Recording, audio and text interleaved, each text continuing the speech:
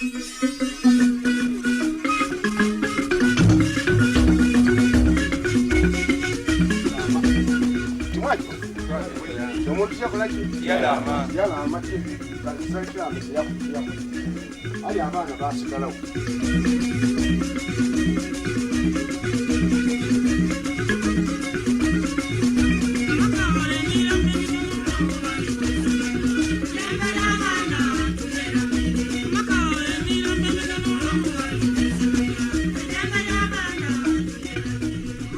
NGOs, fida, the Women Law Society of Uganda, and Plan International, take us to Kamuli district in eastern Uganda to tell us about their work to protect the legal rights of people affected by HIV and AIDS, and especially how they successfully involved local and cultural leaders in this initiative.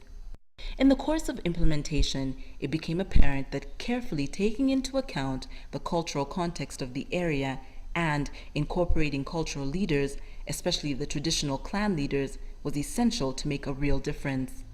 This presented a number of challenges. It meant recognizing the limits of legalistic approach to the rights, often used by development agencies, and working within a complex cultural reality with positive and negative aspects. It also meant working actively with cultural leaders, often considered to represent the more disabling elements of the local practices in relation to women's and children's rights. Challenges were met in implementing this approach, but successes were registered too, as well as a number of learning points related to the complex relationship between the law, rights, and culture. This short film tells the story. Kamuli is part of the Busoga kingdom, culturally headed by chiefs and a traditional monarch, the Chabazinga. The authority of the Chabazinga and the chiefs as cultural leaders has recently been recognized in the Constitution of Uganda. They operate alongside government authorities such as local councils and other district and national organs. The institution, particularly through the Chabazinga as its leader, it's a rallying point for unity of Busoga. And contrary to maybe today's political leadership, institutions such as Chabazinga provide a trusted and respected leadership to such an extent that it's very rare that somebody will come up openly to challenge or oppose the leadership in place. Busoga is primarily an agrarian society where land is a vital asset for survival. A person from Busoga, a Musoga, belongs to a particular chiefdom and most importantly to a clan, of which there are more than 100. As elsewhere in Uganda, widows and orphans in Kamuli often lose family property after the death of a husband and father. The property is taken by the surviving paternal relatives of the husband. The abuse of rights of orphans and widows is common. Guardians take the property left to orphans, force girls into early marriages, and pressure widows into being passed on and inherited by brothers-in-law or banish them from the late husband's homestead. Here are some testimonies.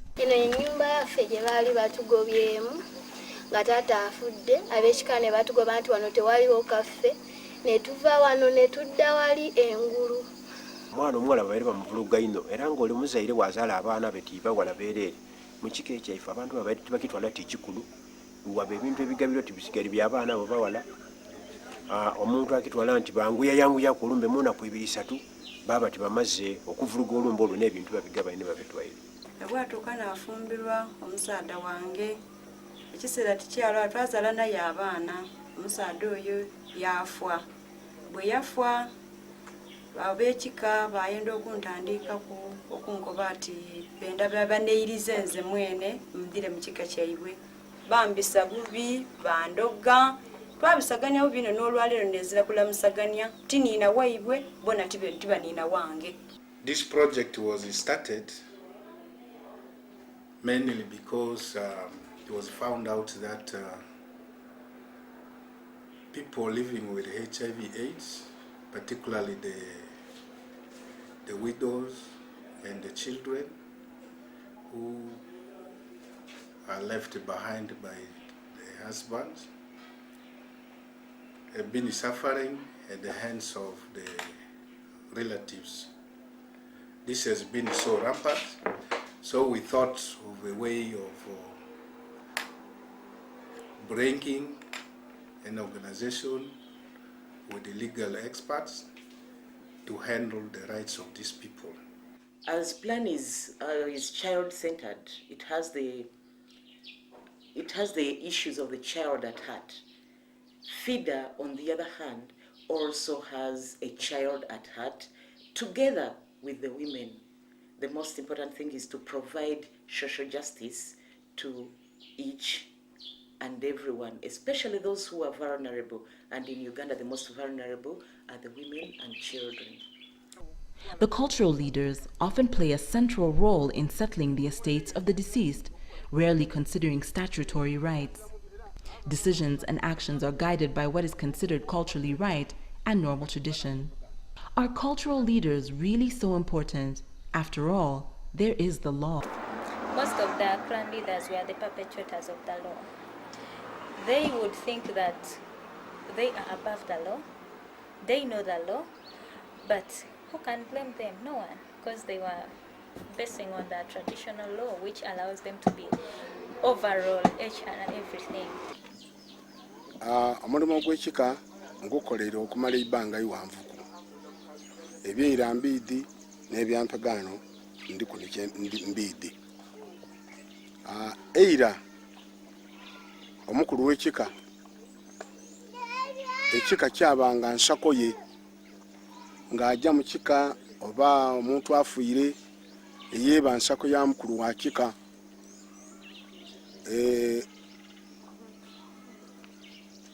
Kukuba lugo lwa nte bakwata ente balese 20 akwata amukube kwa 2 da mukulu wa kika n'embuzi dona ati amukube kwa 3 da mukulu wa kika. Abakazi ati abakazi abo ndakutwala ku mulala. The clan leaders are a big institution, very much respected by the communities. And the people, after establishing that the people have a lot of trust and esteem within the cultural institution, save the fact that they were doing things basing on their own knowledge, and whatever they were doing was violating somehow the rights of these people. So what we did was to incorporate them into the project. How did Plan and FIDA make a change? Much of the program's focus was on training cultural leaders. So what we did was to train them about the statutory laws, what they provide for, teach them about human rights general as a perspective. During this training, clan leaders learned that orphans, however young, are meant to be given first priority in inheritance matters. In addition, girls too can be heirs to their father's property, just as well as boys, and widows can be administrators of their late husband's property. Mzee Aspas Muhereza, head of the Umei Sewerea clan, underwent training with FIDA in Kamuli. According to him, clan leaders play an important role in the family matters, especially in resolving conflicts. Begano abachala bagebwa omukisa kubeera twalita abachala tibatyama na munkiiko ng'ezo mbegaana abakyala baidembe okubona nga bo bagemebwa kubiramu era yakoba nti embuzi eyo ninze nagigula ente eyo yange buli kintu kyange kwegamba mbegaana ebyo baamala okukakasa nti boona balina obuyinza era ekyo nekyongera okusanusa abakyala okubakobera nti mulina obuyinza obutakubwa ku mukono bo boona balaama ebiraamo byaibwe balaga ekyaibwe batyo batyo batyo. The methodology with clan leaders is we do lecture and it's participatory, but then we do role models. You try to do an act, a play, you even go slow, you need more days. So saawa eno buti okusinza ku bitwava mwana ani mukundi wali mu kusoma kutwasoma twabona nti omwana omuwala kiri ekimu ku kyetusobola okutambula naye omunsi muno n'olwaleero luno abantu abali tukolamu emirimu omuwala ali kukola omulimu ogufaanagana kuno ogw'omulenzi. Kale buti tuteekwa okusomesa abaana nti tuva kulala nti bwazza gweyawulamu nti ono ti mwana ono mwana. Bateekwa okuba nti osomesa weegeeyo n'osomesa omuwala osomese n'omulenzi babe ku level ndala. What are the tensions between a traditional cultural leader and a trained one? Omulembe guno gwe tuli kutambulira mu mateeka ga gavumenti ya Uganda. Ebintu byona mukulu w'ekika oliwo kuba mukulembeze kugondoola bintu kuba kulaga bantu makubo matuufu. Ayo tuyikunaga bintu bya mufu, tuyikunaga baana mwandu ba mufu, tuyikubisa bintu by'abamulekwa kubitwala mu makaago. Ebyo gavumenti ebigaana. Ekintu ekindi obulombolombo bw'ebika okuziika abantu bakabaziika mu bika byaibwe nga baziikwangaira. Ebika by'engeri eyo bikalemereirwa okutambulira ku mulembe guno. Tuligezaako ife otumaze okusomako ku by'amateeka okujja okubagalagira bakoti kino kintu kikyamu timukola muti, kino kintu kikyamu timukola kiti. Era mpegano abantu ebategeere ekyo ab'ekikabo beene besonda baleeta vote of no confidence mu mukulu w'ekika bamutoolako baleeta omuntu owundi. Our position now as a cultural institution is that we want to maintain a culture which both has the contents of the past but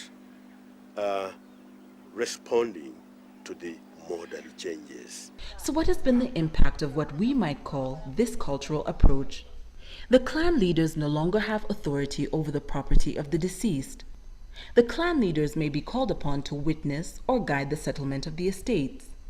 Girls are as eligible as boys to inherit their parents' properties if it is bequeathed to them. The sale of land can only be determined by the widows and the orphans, although the clan must be given the first option to buy. Currently, cultural leaders tend to insist that the provision of the laws of succession be applied harmoniously with the local customs. Ife nga abayisemuwaya twateekateeka constitution eno nga mu nteekateeka yaayo ng'era egobererwa amateeka era omutika w'amaka ife mu constitution eno tusikiza abantu ab'ebika byombi omuwala oba omulenzi. Era mpirano singa osoma constitution eno oyagaananga ku page ey'omusanvu oyagaananga omuwala yaweebwa obuyinza okusikira amaka gaalataawo okutwala obuvunaanyizibwa bw'amaka ago n'ebintu byamu ebirimu. Abaana abawala bali kukola omulimu omulungi n'okusinga kukumpi abalenzi mu nsonyi okukoba ekigambo ekyo. Omulimu omulungi nno bali gukola tabaawo ino w'amayiro kutunda bintu bya mu maka omwo. Era mu kiika kyaffe tusikirizaako abagala bangi abaera 10 n'okusoba era abagala bakoze omulimu omulungi nno kumpi n'okusinga n'abalenzi. Tibatunda bintu byalatayo byalese tabonyabonya banamwandu nankwadde alese banamwandu abasinga mu mulala aboneka nti abatwala bulungi. What we have achieved through this partnership in this project, we have really achieved most of our objective goals. First of all, the people now know their legal rights and they have come up to demand for them and exercise them, which has been a very great breakthrough. People have stopped grabbing property from the widows, and the number of those children abandoned now is reducing because the men who abandoned the children also have been brought to book. We have also managed to build up the capacity of the government institutions and other structures that we found already existing within. The biggest example is the clan leaders. Waliwo enkyukakyuka ey'omuggundu ey'owaigulu ennyo bukya abakulembeze bano ab'ebika bukya baida ni baba mu training muno. Enkyukakyuka okusingira irala baidi basomesa abantu ab'ebika byaibwe. And actually now what is happening, even people are coming from outside the program area into the program area, but to consult with the local council leaders there because they are trained and they know, and consulting the clan leaders, consulting the community volunteers, and it has really been a very good breakthrough. Eidembe ly'omwana nga mulekwa ye n'atwalibwa tikikkulwe kuba tikujja ku isomero tibasosola muntu ono muwala ono mulenzi bona abatwala kuki ku isomero. Ekintu ekindi batwalira obuvunaanyizibwa okubona nti basomesa abantu kukola ebiraamo ogwo omugugu gwikujja tiguteewululwa abantu bayikwega ngeri ki omuntu gy'akola ekiraamo ye ekiraamo kiyamba kitya omuntu. What are the challenges? The biggest challenge has actually been people in the villages, their marriages are not legal marriages. They are not recognized anywhere in our laws. And enforcing their rights as widows, it becomes hard because they are not widows anyway. The law does not recognize them as widows. It's just a girlfriend who lost a boyfriend. And we've ever had a case where a woman who had been in a so-called marriage to her for 41 years was sent away by the husband at that old age with completely nothing. So when we come in to try to enforce to try to protect the rights of such a person, we cannot do it because we are tied up. The law does not recognize such a person. Another challenge that we have met is the big number of clientele. And fida is the only chambers in the whole district. So you find people running to us, but we cannot help them because they're outside the program area. Another big challenge has been the issue of poverty. When we get people whose rights have been violated as children, they're not being maintained. Maybe they're even they're affected by HIV and AIDS. Maybe their father is still there, is still alive. He has 3 to 4 women, which is another big problem here in Kamuli, the issue of polygamy. You find that you bring in the father for mediation. Why is he not maintaining the children? But you find out that he is as equally as poor, that even if you pronounce yourself on a maintenance issue, he doesn't have even the 50 shillings to maintain the child. So what do we do in such a circumstance? You mediate, you see he's willing to take care, but he has nothing. If you say you are litigating, it will be of no use because you will get the judgment, but the judgment will never be implemented. Not every cultural leader could be trained, and some resisted the message imparted by this training. Mateka ga government kaliko kontana n'ebya ife bya kalicha olwabino era ng'omuntu waafa ate kokubanga abaawo omusika yasika n'amaka yasikira munina mwandu aje ekyembi ntiyagananga namwandu ayikubanga n'obuyinza okutola ebintu by'omufu ye n'abitwala eruuyi ekitasoboka kikondana n'amateeka. Ekindi gavumenti etumaze okubuvunaanyizibwa okukanga evula omwana okuwokola katinoka ati bagiba musibi obonera wa polisi kwiga ekyo kyamala okuvunaanyizibwa bwaife kalicha yaife omwana yakula nga mulamba afaati taidi muzali nigani iwe mukobyeki obona gavumenti okwiga awo ensonga gwetulumira bwene twabona nti gavumenti yatulekera obuvunaanyizibwa ife ng'abeebika okufuna omusika asike n'omukyala. The other issue is they expect so much from us. The expectation is just too much. They expect us to provide them materials. Okay, they are materialistic somehow. And that's kind of a challenge because it's against our policy as planned. We can't give them money and they want the money. We can't give them bicycles, they want it. So the challenge was at the start, we met some slight of resistance from the men. But when they came benefiting also from the project, they embraced it, and currently they actually even participate in it much more. The biggest achievement we've had is how we have engaged the male-dominated society to fight for the rights of women and children. And they came to understand that it is actually useful and beneficial to them to even have women in leadership positions. They have now adjusted. So it has been like a breakthrough. And it has not only been through us that it's our own success, no. The clan leaders, after getting the training, they went out, spread the gospel, encouraged people not to discriminate against the girl child. We have also had a very good networking system, which I think people should always look out for, especially when they're like projects. Because once you establish a network with the already existing setup in the place where you go, it helps even with the sustainability issues. Right now, we have so many requests from other sub-counties for the services to be taken there as well after they've learned the good things FIDA is doing in the two programs, in the two sub-counties. Another recommendation I would give, this would go really to the government. We have some bills in place, especially the Domestic Relations Bill.